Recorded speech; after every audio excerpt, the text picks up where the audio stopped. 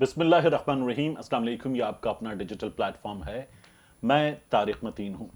اس video میں دو تین بہت اہم معاملات ہیں، ان کی بات کریں گے۔ ایک تو یہ ثابت ہوا کہ مسلم لیگ نون، ووٹ کو عزت دو کا نعرہ لگانے والی مسلم لیگ نون، سویلین سپریمیسی کی باتیں کرنے والی مسلم لیگ نون، اس ملک میں ہر وزیر اعظم کے ساتھ کیا ہوا ہے اسے نکالا گیا ہے کہنے والی مسلم لیگ نون، ایک اعلان ہوا اور سویلین سپریمیسی وینٹیلیٹر پر، مسلم لیگ نون کی سویلین سپریمیسی جو ہے وہ ہمیں وینٹیلیٹر پہ نظر آئی۔ کیسے؟ ابھی میں آپ کے سامنے رکھ دیتا ہوں کس طرح سے یہ لوگ جو جمہوریت کی اور جمہور کی بالادستی کی باتیں کرتے ہیں، یہ خود بتا دیتے ہیں کہ او پائیجے جمہوریت، او پائیجے جمہور دی عزت، او پائیجے ووٹ دی عزت۔ یہ چونکہ ہمارے یہاں بہت زیادہ کامنلی او پائیجے یوز ہوتا ہے، اس لیے میں نے پنجابی میں ہمت کر لی، وگرنہ میری پنجابی بہت بری ہے۔ اس کے ساتھ ساتھ یہ جو عمران خان صاحب کا لانگ مارچ ہے، اس سے حکومت کا دم نکلا ہوا ہے۔ عمران خان صاحب ان سے مسلسل، اسد عمر صاحب نے مجھے انٹرویو دیتے ہوئے کہا تھا کہ کھیل رہے ہیں، تو عمران خان صاحب ابھی کھیل رہے ہیں۔ میں اپنی ایک رائے بھی دوں گا آپ کو، لیکن حکومت کا کتنا دم نکلا ہوا ابھی آپ کو یہ بھی بتاتے ہیں۔ اور فواد چوہدری صاحب جو ہیں وہ حیران کر رہے ہیں۔ میں نے گزشتہ روز بھی کہا تھا کہ فواد چوہدری صاحب نے جو الفاظ استعمال کیے وہ نہیں کرنے چاہیے تھے۔ آپ میں سے بعض لوگوں نے ڈس ایگری کیا، مکمل طور پر ڈس ایگری کیا۔ میں نے یہاں پر بھی کہا، ٹویٹر پہ بھی کہا، میں اب بھی کہوں گا، فواد چوہدری صاحب نے ایک اور بات کر دی ہے۔ یہ بات بھی فواد چوہدری صاحب کو نہیں کرنی چاہیے تھی، لیکن فواد چوہدری صاحب جو ہیں وہ بہت کھلا ڈلا بولتے ہیں تو بول جاتے ہیں۔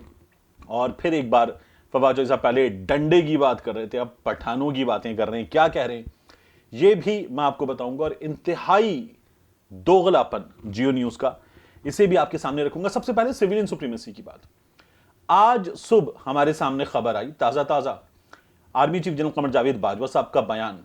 امریکہ کے دورے پر ہیں، پاکستان کے سفارت خانے میں واشنگٹن ڈی سی میں انہوں نے ایک اعلان کیا۔ انہوں نے کہا کہ اپنی یہ جو دوسری مدت ہے 3 برس کی، یہ مکمل ہونے پر جنرل باجوہ صاحب جو ہیں وہ عہدے سے سبکدوش ہو جائیں گے۔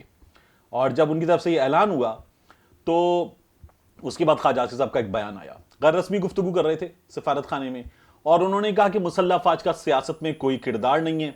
ساتھ ہی انہوں نے یہ کہا کہ ہماری ترجیح ہونی چاہیے کہ ہم اس وقت جو لاغر ملکی معیشت ہے اسے بحال کریں۔ یہ معاشرے کے تمام طبقات کی سب سے پہلی ترجیح ہونی چاہیے۔ مضبوط معیشت کے بغیر قوم اپنے اہداف حاصل نہیں کر سکتی۔ اور اس سے پہلے ہمیں یاد ہے کہ جب یہ نئی حکومت آ گئی تھی، جنرل بابر افتخار صاحب سے سوال ہوا تھا، D G S P R صاحب سے، انہوں نے تب یہ کہا تھا کہ آرمی چیف نہ تو مدت ملازمت میں توسیع طلب کر رہے ہیں، نہ ہی قبول کریں گے، یعنی خود بھی ان کی خواہش نہیں ہے، اور اگر انہیں آفر کی گئی تو وہ قبول بھی نہیں کریں گے۔ تو یہ انہوں نے army chief general Qamar Javed Bajwa صاحب کا جو ذہن ہے وہ پہلے ہی بتا دیا تھا۔ اب جنرل باجوہ صاحب نے جب یہ اعلان کیا ہے تو اس کے بعد دیکھیے خواجہ آصف صاحب کہہ رہے ہیں۔ خواجہ آصف صاحب نے اس کے بعد جو بیان دیا نا، اس سے پتا چلا کہ دم کتنا نکلا ہوا ہے، کتنی یہ جو سویلین سپریمیسی کی باتیں کرتے ہیں، خاص طور پہ خواجہ آصف صاحب تو ہم یہ والی جنگ ہارے، ہم وہ والی جنگ ہارے، فوج نے ایسے کر دیا، فوج نے ویسے کر دیا، ہڈیوں سے گوشت نوچ کے کھا گئے یہ لوگ۔ انہوں نے یہ باتیں کی ہیں خواجہ آصف صاحب نے، اور یہی خواجہ آصف صاحب جو ہیں انہوں نے کہا کہ میں ماضی کے تجربات کی بنیاد پر یہ کہہ سکتا ہوں کہ اس مہینے کے آخر میں آرمی چیف کی تعیناتی کا عمل شروع ہوگا، یا نومبر کے آغاز میں شروع ہو جائے گا۔ انہوں نے جملہ کیا کہا ہے؟ انہوں نے کہا ہے کہ دیکھیے جنرل باجوہ صاحب نے اب جب یہ کہہ دیا ہے تو جو بھی ابہام تھا وہ دور ہو گیا ہے۔ جنرل باجوہ صاحب نے بالکل ٹھیک بات کی ہے، اور واضح ہو گیا ہے۔ کم از کم 6 یا 7 دن یا اس سے پہلے جو تھوڑا ابہام تھا، یعنی 6-7 دن پہلے ابہام تھا، وہ ابہام دور ہو گئے، آہستہ آہستہ سارے ابہام دور ہو جائیں گے۔ جنرل باجوہ صاحب نے کہہ دیا تو ابہام دور ہوا ہے۔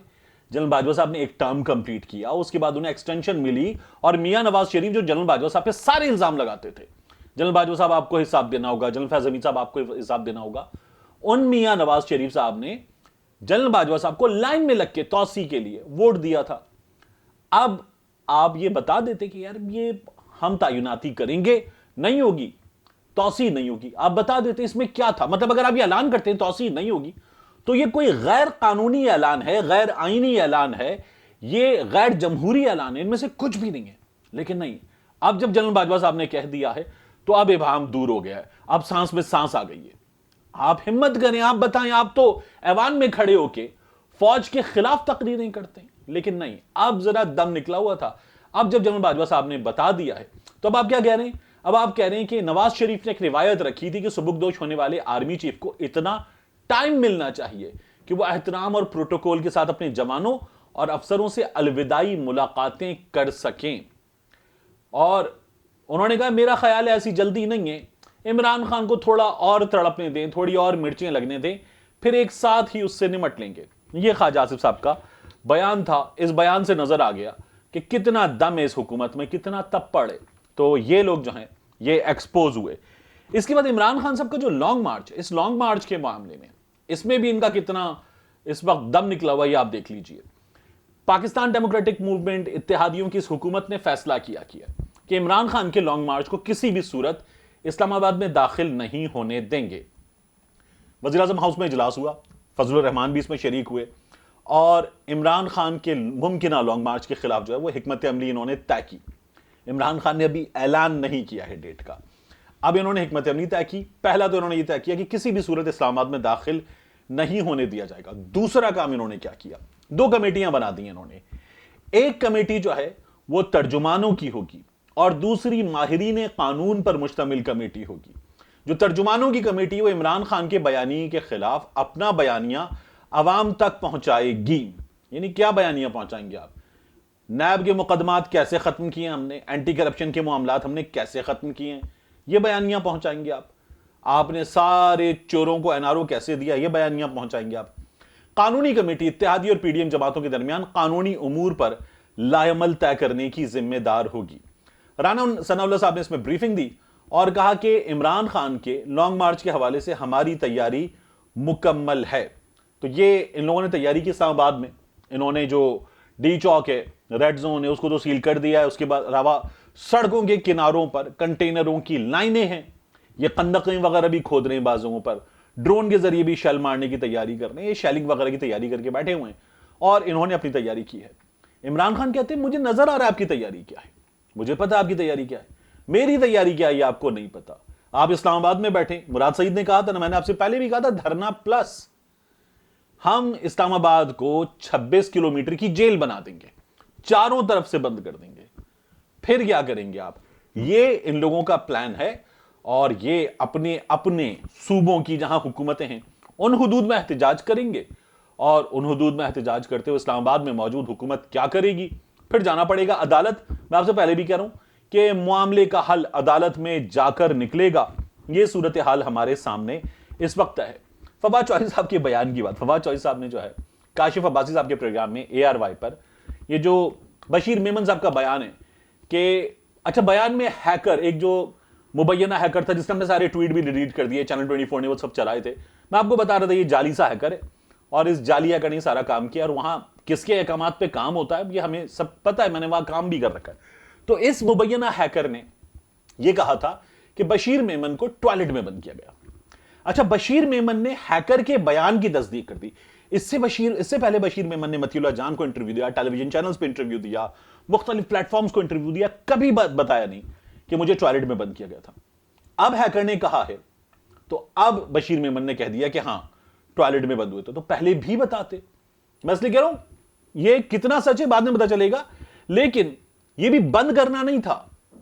بشیر میمن صاحب یہ دعویٰ کر رہے ہیں کہ میں عمران خان صاحب کی جانب سے مریم کے بارے میں کچھ اتنے نازیبا الفاظ کہے گئے کہ میں غصے میں آ کے کچھ الٹی سیدھی بکنے لگا, اور مجھے جو عمران خان صاحب کے مشیر تھے شہزاد اکبر وہ لے گئے ٹوائلٹ میں, اور اعظم خان, اور انہوں نے مجھے بند کر دیا وہاں پر اپنے ساتھ, اور کہا کہ یار کیا کر رہے ہو. فواد چوہدری صاحب نے کاشف عباسی کے پروگرام میں کہا ہے کہ بڑا رسک لیا, پٹھان کے ساتھ ٹوائلٹ میں بند ہو گئے. اب اس پر کاشف عباسی صاحب ایک لمحے کو ہنسے, انہوں نے کہا بریک لے لیتے ہیں. یہ ایزیسٹ ہوتا ہے, یعنی آپ فوری طور پر اتنا شدید حملہ ہو جائے تو آپ کیا کریں گے؟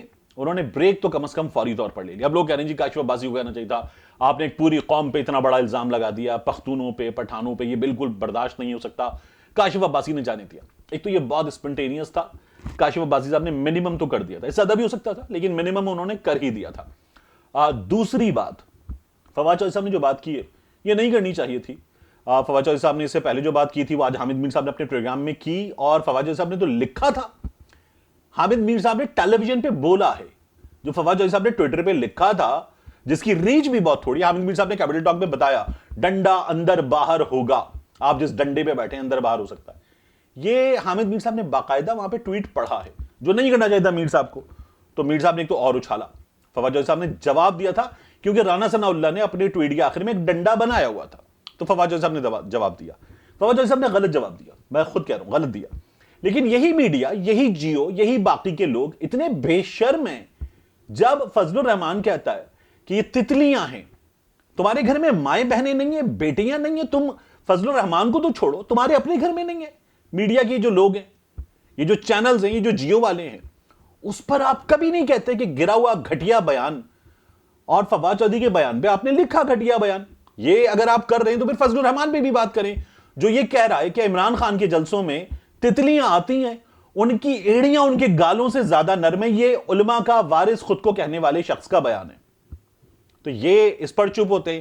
رانا ثناء اللہ نے جو کہا تھا بلاول کے بارے میں کہ بلاول کا طبی ملاحظہ کریں, یہ مرد نہیں ہے, یہ شادی نہیں کرے گا, اس پر بتائیں, اس کو چلائیں اور کہیں کہ یہ رانا ثناء اللہ نے کہا تھا, اور وہ بلاول اب انہی کا پارٹنر بنا ہوا ہے, انہی کے ساتھ کیبنٹ میٹنگ میں بیٹھتا ہے. چلائیں اس کو بھی بتائیں. فضل الرحمان نے مراد سعید اور عمران خان کے بارے میں نوجوانوں سے خطاب کرتے ہوئے انتہائی واہیات باتیں کی ہیں, چلائیں اس کو. تو اس کے ساتھ ساتھ مائزہ حمید نے مطلب خنزیر کا لفظ, سالے کا لفظ عمران خان کے لیے, یہ سب کچھ کیا تھا, چلائیں اس کو. مریم بی بی کہتی ہے 2 نمبر آدمی, عمران خان کہتے ہیں 2 نمبر آدمی کی مونس لگا کے. پھر یہ زیادتی کرتے ہیں ہمارے میڈیا والے بے شرموں کی طرح, اور یہ چلاتے ہیں, اور اس کے بعد کہتے ہیں وہ زیادتی کر رہا ہے. جو زیادتی کر رہا ہے آپ اس زیادتی کو اور اچھال رہے ہیں. فواد چودھری صاحب کو نہیں کہنا چاہیے تھا, اس لیے نہیں کہ فواد چودھری صاحب کو یہ نہیں کہنا چاہیے تھا, اس لیے کہ کیا فواد چودھری صاحب رانا ثناء اللہ کے لیول پہ آئیں گے؟ فواد چودھری صاحب وہ بات کریں گے اور اس کا جواب دیں گے جو رانا ثناء اللہ کر رہا ہے. فور گاڈ سیک, مطلب رانا ثناء اللہ نے مریم بی بی کے بارے میں, ان کی والدہ کے بارے میں اور دیگر خواتین کے بارے میں اس سے پہلے جو باتیں کی ہیں, رانا ثناء اللہ کو چھوڑیں, خواجہ آصف نے جو باتیں کی ہیں, ابھی عفنان صاحب نے, مشاہد اللہ صاحب کے بیٹے نے جو بات کی ہے, انہوں نے ایک اور جگہ ایک گاڑی کی تصویر لا کے ٹریکٹر ٹرالی لکھ دیا. یہ لوگ جو حرکتیں کرتے ہیں, میاں نواز شریف جو کرتے, یہاں ہماری بہنیں بیٹھی ہوئی ہیں دھرنے میں, مائیں بہنیں بیٹیاں کیا کرتی ہیں, یہ لوگ یہ باتیں کرنے والے لوگ ہیں. اب آپ ان کو جواب دیں گے, کم از کم اس لیول تک خود کو نہ لائیں تو اچھا ہے. ملتے ہیں انشاءاللہ آپ سے اگلے ویلاگ میں.